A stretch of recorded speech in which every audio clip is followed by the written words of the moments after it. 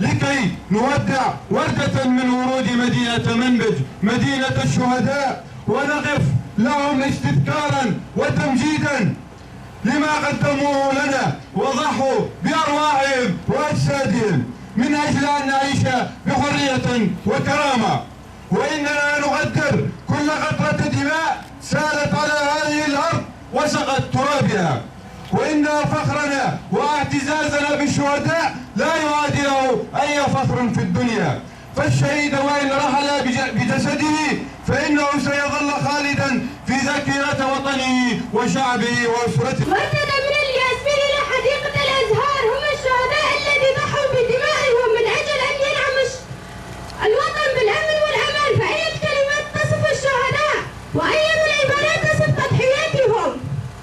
بداية نعزي أنفسنا أولا ونعزي عائلة الشهيد باستشهاده. إننا في مناطق شمال وشرق سوريا يوميا نقدم أبطالا من القوات العسكرية والقوات الأمنية ومن الجهات والمؤسسات الأخرى، وهذا لا يزيدنا إلا عزيمة وإصرار للمضي قدما بمشروع شهدائنا الأبطال.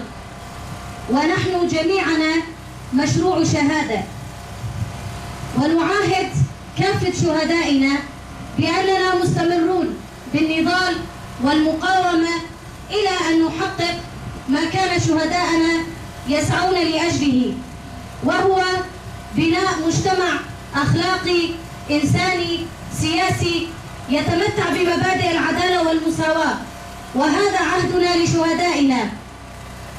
اسم الأم تمام، اسم الأب حسن، مكان الولادة منبج 20/11/1993، مكان وتاريخ الانتساب منبج 27/4/2017، مكان وتاريخ الاستشهاد منبج 12/12/2022.